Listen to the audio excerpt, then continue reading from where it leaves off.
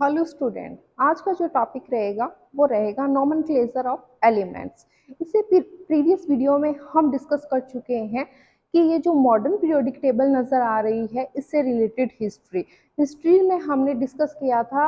Different type के जो scientist थे उन्होंने किस तरह से किस टाइप के लॉ दिए थे, जिसमें था लेवोशिए का नियम था, डॉबिनियन ने दिए थे, न्यूलैंड का अष्टक नियम था, मेंडलीव की आवर्त सारणी थी और मोजले जो रिसेंट हम देख रहे हैं मॉडर्न पीरियोडिक टेबल, इससे रिलेटेड हिस्ट्री जो थी, इसकी डिस्कवरी कैसे हुई है, इसको बनाने में कितना स्ट्रगल लगा है, वो सब कुछ हम डिस्कस कर चुके हैं। आप जाके मेरे चैनल पे पार्ट फर्स्ट देख सकते हैं। आज पार्ट सेकंड में हम बात करेंगे नॉमेनक्लेचर की, क्योंकि हमने जब एलिमेंट्स को एक ट्यूबुलर फॉर्म में सेट कर दिया है तो अब बात होती है उसकी नॉमेनक्लेचर की, उसका नामकरण कैसे किया जाए। ये नामकरण क्यों ज़रूरी है?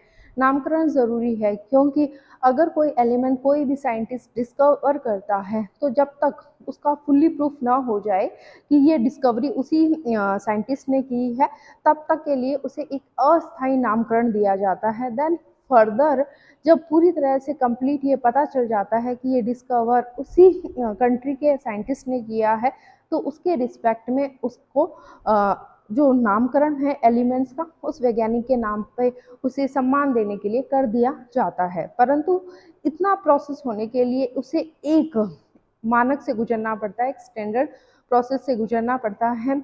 और वो निर्धारित कौन करता है? वो निर्धारित करता है आईयूपीसी। अब आप कहेंगे ये क्यों ज़रूरी है? ये ज़रूरी है क्योंकि एक किस्सा हमें सुनने को मिलता है कि जो एलिमेंट था 104 नंबर का जो एलिमेंट था, जब उसकी डिस्कवरी हुई तो अमेरिकन साइंटिस्ट ने दावा किया कि ये डिस्कवरी उन्होंने की है, और रूसी जो वैज्ञानिक थे उन्होंने भी ये क्लेम किया कि ये डिस्कवरी उन्होंने की है। तो इस तरह के डिस्प्यूट से बचने के लिए ये आईयूपीसी ने कुछ स्टैंडर्ड निर्धारित किए हैं। उन स्टैंडर्ड्स से गुजरने के बाद जब फुल्ली प्रूफ हो जाता है कि ये डिस्कवरी किस कंट्री ने की है, तो आईयूपीसी, जिसमें उसका बोर्ड डिसाइडेड है, उस बोर्ड में बहुत सारी कंट्री के साइंटिस्ट बैठते हैं जो ये डिसाइड करते हैं कि ये डिस्कवरी किस कंट्री ने की है या फिर किस साइंटिस्ट ने की है। फिर उसके नाम पे उन्हें एलिमेंट्स का नामकरण किया जाता है उनको रिस्पेक्ट देने के लिए। चलो फिर हम डिस्कस करते हैं कि वो स्टैंडर्ड, वैसे ये जो स्टैंडर्ड है 100 एलिमेंट्स से ज़्यादा के जो एलिमेंट्स हैं उनके लिए यूज़ किया जाता है। तो हम डिस्कस करते हैं। उसके लिए आईयूपीसी ने नंबर डिसाइड जो है 0 1 2 3 उनको एक नाम दिया है। जैसे हम इसके लिए लिख देते हैं 0 से 9 नंबर।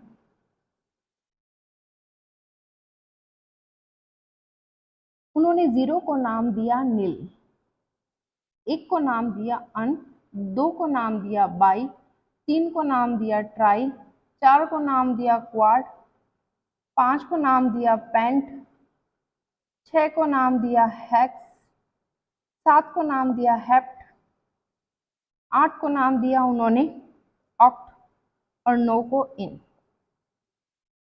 ये रूल्स क्या है वो देख लेते हैं। 100 एलिमेंट से ज़्यादा, 100 एटॉमिक नंबर से ज़्यादा वाले एलिमेंट्स हैं उनके लिए ये स्टैंडर्ड काम करता है। तो हम देख लेते हैं कि उसके नियम क्या है, उसके रूल्स क्या है। पहली बात तो ये 100 से ज़्यादा वाले का जो नामकरण होगा उसके लिए 3 लेटर्स यूज़ किए जाएंगे। कितने लेटर यूज़ किए जाएंगे? 3 लेटर। सेकेंड, उसके सिंबल के फॉर्म में, उसका सिंबल हम कैसे डिसाइड करेंगे? उसका सिंबल डिसाइड करेंगे 3 लेटर से। देन जब उसका नामकरण करेंगे, जब उसका कंप्लीट नामकरण करेंगे, तो जो लास्ट का वर्ड होगा उसमें हम एक सुफिक्स लगाएंगे, और वो सुफिक्स क्या होगा? वो सुफिक्स होगा इयम। ओके। और उसका जो सिंबल डिसाइड होगा वो, ये जो हमने लिए हैं, जैसे 8 के लिए ऑक्ट लिया है, तो इसका जो फर्स्ट लेटर होगा वो उसके सिंबल को डिसाइड करेगा। इसे हम एक एग्जांपल के थ्रू समझ लेते हैं। फॉर एग्जांपल, मुझे लिखना है 105 का नामकरण, तो उसका 105 एलिमेंट जो है एटॉमिक नंबर वाला, उसे हम नामकरण करते हैं। तो 1 के लिए क्या यूज होगा? 1 के लिए यूज होगा अन। 0 के लिए यूज क्या होगा? 0 के लिए यूज होगा नील। 5 के लिए यूज क्या होगा? पेंट। और इसके पीछे क्या लगा देंगे? ईयम। इसका नाम हो गया अननिल पेंटियम। कंप्लीट नाम अगर हम इसको देखें तो इसका कंप्लीट नाम होगा अननिलपेंटियम। और सिंबलिक फॉर्म में देखिए तो इसका फर्स्ट लेटर क्या है, यू, इसका फर्स्ट लेटर क्या है, एन, और इसका फर्स्ट लेटर क्या है, पी। तो 105 का अगर कंप्लीट नाम देखें तो ये होगा।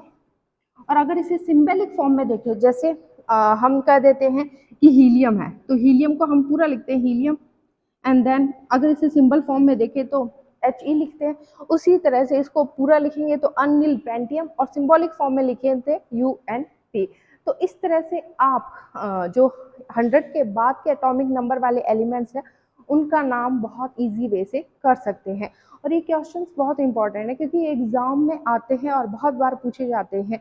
यहाँ तक कि कंपटीशन एग्जाम में भी कई बार ये क्वेश्चंस पूछे गए हैं। तो नीट की प्रिपरेशंस के लिए भी ये जो क्वेश्चंस है बहुत ज़्यादा इंपॉर्टेंट है। तो आप इसे प्लीज़ लाइटली मत लीजिएगा क्योंकि ये इंपॉर्टेंट क्वेश्चंस में से हैं।